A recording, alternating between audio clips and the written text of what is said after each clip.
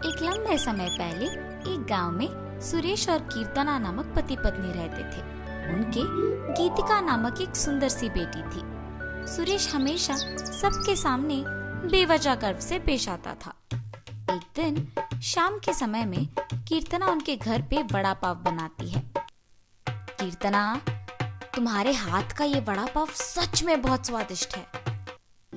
और इतने में उनके घर सुरेश के रिश्तेदार आते हैं। अरे सही समय पे आए हैं, मेरी बीवी अभी अभी गर्मा गर्म वड़ा पाव बना रही है, बहुत स्वादिष्ट है। कीर्तना, जरा मेरे रिश्तेदारों के लिए भी वड़ा पाव बना के ले आना। जी अभी लाई। ये कह के गर्मा गर्म वड़ा पाव बना के वहां लाती है और उनके रिश्तेदारों को परोसती है। उनके रिश्तेदार उसे खाने के बाद कहते हैं, सुरेश, तुमने ठीक कहा, हम वाकई ही सही समय में आए हैं, वरना इतने स्वादिष्ट वड़ा पाव हम नहीं खा पाते। मेरी बीवी जब भी वड़ा पाव बनाती है ऐसे ही एकदम स्वादिष्ट वाले ही बनाती है, इसीलिए जितने भी बार बनाती है मैं उन्हें उतने ही प्यार से खाता हूँ। हाँ, बात तो सही है, इतने स्वादिष्ट वड़ा पाव तो कोई आसानी से नहीं बना सकता। अगर तुम्हारी बीवी ने दुकान लगाया तो लोग खरीद के खाएंगे ने। हाँ नरेश, अगर मैं इतना स्वादिष्ट वड़ा पाव बनाती तो पक्का दुकान लगा देती। अगर मैं अपनी बीवी के साथ एक वड़ा पाव का दुकान शुरू करूंगा तो सभी वही आके खाएंगे और उन्हीं स्वादिष्ट वड़ा पाव के बारे में सारा गांव बात करेगा। ये एक अच्छा सोच है। ऐसे ही उसके रिश्तेदारों के जाने के बाद भी उसी विचार के बारे में सोचते रहता है। तब कीर्तना को नजर आता है कि उसके पति किसी सोच में पड़े हैं। उनके पास जाकर कहती है, क्या हुआ जी, किस चीज के बारे में इतना सोच रहे हैं आप? कीर्तना, तुमने तो सुना है ना कि मेरे रिश्तेदारों ने क्या कहा, हम हमारे घर के सामने ही एक वड़ा पाव का दुकान लगाएंगे। तब मेरे रिश्तेदारों के ही तरह इस गांव के सारे लोग उसी के बारे में बात करेंगे। ठीक है, आपके विचार के अनुसार ही हम वड़ा पाव बना के बेचेंगे, लेकिन आपको अब से ऐसे बेवजह गर्व की बातें करना बंद करना पड़ेगा। अगर आप इसी बात को मानकर अपने बर्ताव को बदलने का वचन देंगे तो ही हम ये व्यापार शुरू करेंगे। हाँ, अब अगर मैं अपनी बीवी की बातों को नहीं मानूंगा तो वो शायद व्यापार शुरू करने के लिए नहीं मानेगी और मेरे ख्यालों के अनुसार कुछ नहीं होगा। ठीक है कीर्तना, तुम्हारी इच्छा के ही अनुसार मैं अपना बर्ताव बदलूंगा। हम कल से ही वड़ा पाव बना के बेचेंगे। और ऐसे ही वो बाहर जाकर वड़ा पाव की तैयारी के लिए जरूरी सामग्री लेकर आता है और अगले दिन नरेश उनका दुकान शुरू करके उसकी बीवी को वड़ा पाव बनाने के लिए कहता है। कीर्तना उसके पति के बातों के अनुसार ही वड़ा पाव बनाना शुरू करती है। स्वादिष्ट और गर्मा गर्म वड़ा पाव, आइए बाबू आइए। ऐसे जोर जोर से चिल्लाने के कारण उस तरफ जाते हुए सारे लोग आकर्षित होकर उसके दुकान आते हैं और वड़ा पाव लेके उन्हें खाने लगते हैं।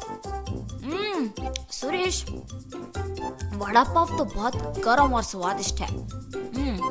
हाँ, अब तक मैंने इतने स्वादिष्ट वड़ा पाव कहीं नहीं खाया है। हाँ, मेरी पत्नी बहुत अच्छा वड़ा पाव बनाती है, उसकी तरह तो और कोई नहीं बना सकता है। ऐसे उनको वड़ा पाव देकर उनसे पैसे लेता है। उस रात को जब बैठ के वो आए हुए पैसों की गिनती करने लगते हैं तो कीर्तना कहती है, अरे वाह, पहले ही दिन हमें लाभ आया है जी। निवेश के पैसों से ज्यादा पैसे तो हमने कमाया है। क्या सच में? अगर हमने ऐसे ही इसे बरकरार रखा ना तो जल्द ही हमारा बहुत बड़ा व्यापार बन जाएगा कीर्तना। हाँ, आप सही कह रहे हैं। पहले ही दिन उतने पैसे देख पति पत्नी दोनों खुश होते हैं। ऐसे ही वो हर रोज उनके सोच के मुताबिक वड़ा पाव बना के उसे बेचते हैं और कुछ ही दिनों में उनका व्यापार अच्छा चलने लगता है। मेरे सोच के मुताबिक ही हमारा व्यापार अच्छा चल रहा है, किसी और के दुकान में तो इतने लोग ही नहीं आते हैं। कुछ दिन पहले शुरू करने के बावजूद हमारा व्यापार बाकियों से बहुत बेहतर चल रहा है। और हमेशा की तरह सुरेश वापस बेवजह के गर्व में डूब जाता है और बाकियों को भी वही बातें सुनाते रहता है। उस दिन दुकान को आए एक आदमी को वड़ा पाव लाकर देता है। मैं यहाँ जब भी वड़ा पाव खाता हूँ बहुत स्वादिष्ट होता है, एक भी बार इसका स्वाद नहीं बदला। हाँ हाँ, आपने सही कहा, मेरी बीवी बहुत अच्छा वड़ा पाव बनाती है। नया व्यापार होने के बावजूद बाकियों से हमारा बहुत अच्छा चल रहा है। हाँ। ऐसे ही वहाँ मौजूद सभी से बात करता है और ऐसे ही बात करते हुए वो उन लोगों से पैसे लेना भूल जाता है। उसके पैसे ना लेने के कारण सभी वहाँ आके उसकी गर्व की बातें सुनकर पैसे दिए बिना चले जाते थे। कुछ दिन बाद सबको जब सुरेश की कमजोरी का पता लग गया तो वो वड़ा पाव मंगा के उसे खा के पैसे देने के लिए उसके पास जाकर वड़ा पाव के बारे में बात करना शुरू करते थे। सुरेश उनकी बातों में पड़ के गर्व की बातें करता था और उनसे पैसे लेना भूल जाता था और कुछ देर बाद वो लोग वहाँ से पैसे दिए बिना चले जाते थे।